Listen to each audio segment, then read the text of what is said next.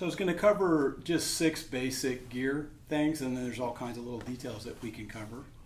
But the idea here is that maybe you guys forgot about all this stuff, or that we're just literally starting from scratch.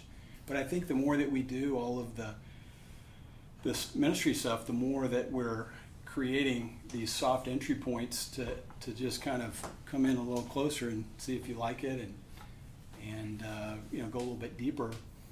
And so this is just a good basic level. So you guys probably know way more than I do on some of this stuff, so bear with me. But we'll go rod, reel, line, and then we'll go leader, tippet, fly.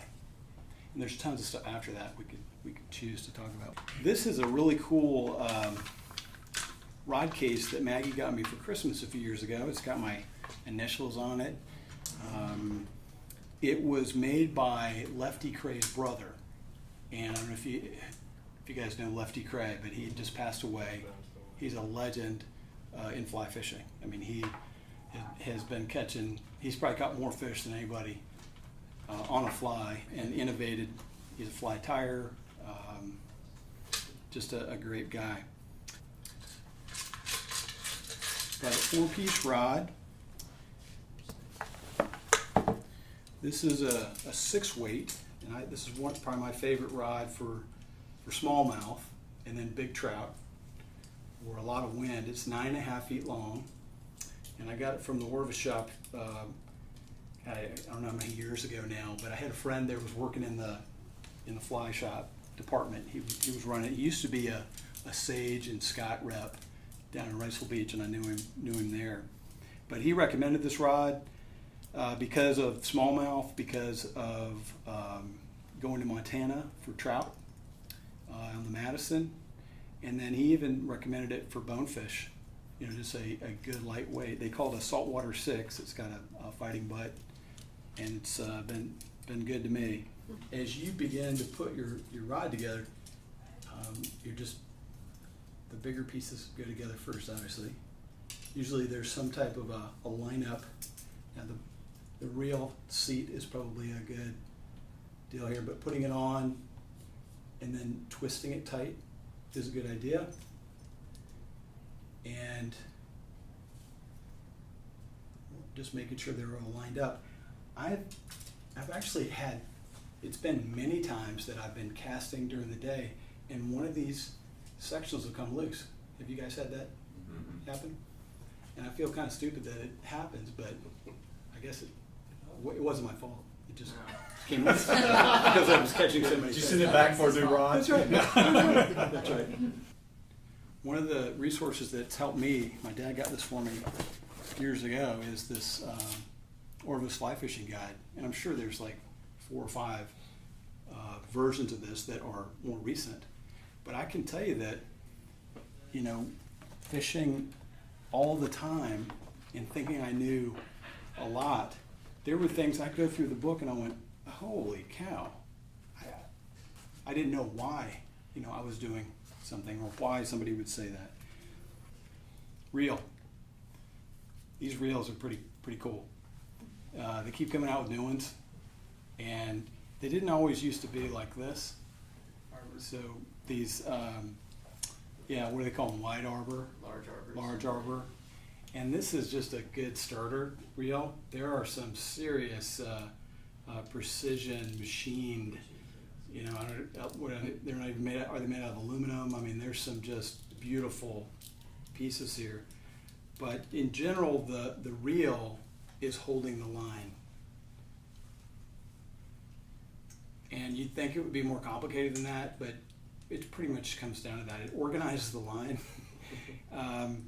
Rarely do you get into a fish that is going to pull line and cause you to, have to really manage from the reel. Most of the time you're going to be able to use your opposite casting hand and just begin to pull the fish against its own weight and its own fight and the current. What is drag and how do you figure out how to set the drag? What you need? I cast with my right hand, and so typically I have I'll use my left hand to reel the line up. So the drag is friction. The drag slows the reel down, and it would slow it down in the direction of the fish going that way. A lot of times you've put your reel away and the leader is on it, and so to get ready to put it on the rod, a lot of times I'll just need to find where that leader is. So there it is there. And putting it on these large arbors is pretty easy. Some reels have a little bit more of a side to them to encase it, but you really now, if we're going to put the reel on the rod, of course I need to see how I have it outside the bottom piece there? I need it to be inside there. So that's not to be taken for granted. Okay. So not to take anything for granted here. In a rod, now there are different reel seats. This is called a reel seat. There are different seat designs. This one is going to have the end of this reel tuck up inside of this cork handle. So that goes inside there, and you can kind of see the opening. But you're going to do a couple more things here. Is there's another end to it that has room for the other end of this reel base, and then now you have some pieces that you'll tighten back on it. And it only takes a couple times to have this loose to remember to make sure that this is super tight. It really doesn't show you. It's hard to even know. But when you get ready to put line in an 8-foot rod or a 9.5-foot rod, you want to use this general rule. Okay, so did you see the difference between totally loose? Yeah, I'm losing my mind. Backlash. And having a little bit of tension there. Yeah, we're 10 minutes away from that. Okay. So the trick or the technique that you should use is to take your fly line, not your leader, but your fly line, double it over so you have a loop, and when you go through the guides, let that loop lead, because if you get distracted or dance almost to the spot and your heart is now at a new heart rate and you drop it, it will at least save it. That worked. Now, you may not have been fishing for a couple months, and this leader, you may be reminded that this leader is probably kind of ratty, it's bruised, and it may need to be replaced. So when you buy leaders, you can buy them in like a 3-pack. So it's nice to have maybe a fresh leader to start with, or you can just you can use what you have. So there's probably a lot of fun ways that we could go into more detail, but I'm just going to kind of randomly touch on some other pieces here of a gear arsenal.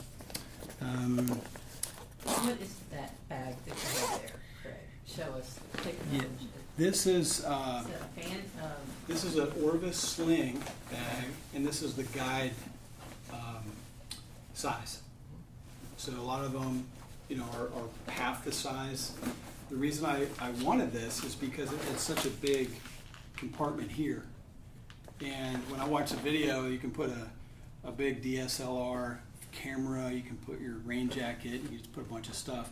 I put those, it's a little bit smaller than Terrell's deal, but I've got a couple of fly cases that are like that, and I can put 2 of them in here, plus my rain jacket, plus a bunch of stuff. I'll use this as a boat bag. So if I'm in a canoe I'll have the cooler, and then I'll put this right behind it because I'm the heaviest usually, and in the back of the canoe. So this will be my boat bag.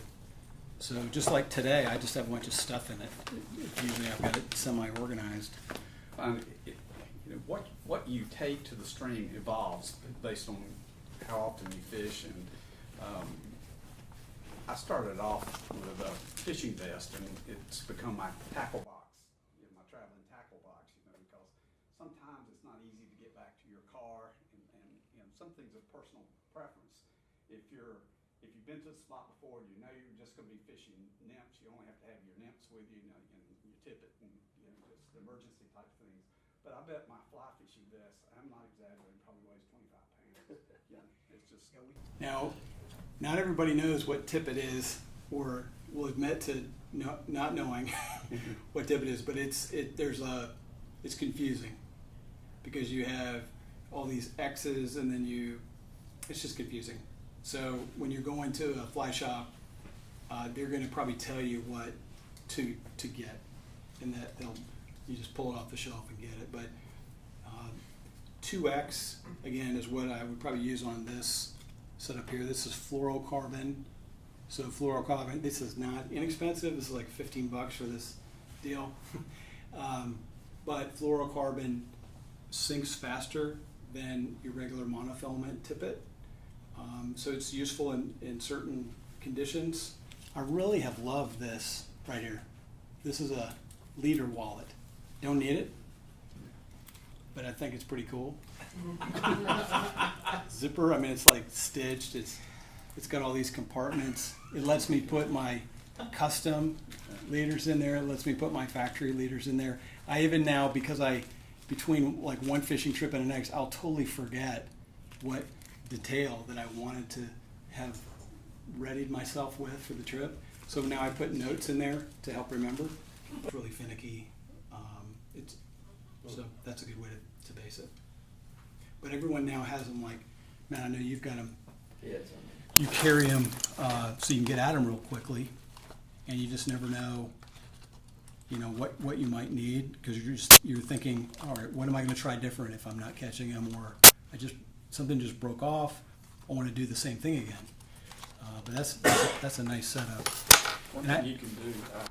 Thank you guys. I know we could keep going most of the night, and there's so many different angles and tangents, but hopefully this was a good kind of primer to the super basics. Thank you. Hey, talking about You got it. resources.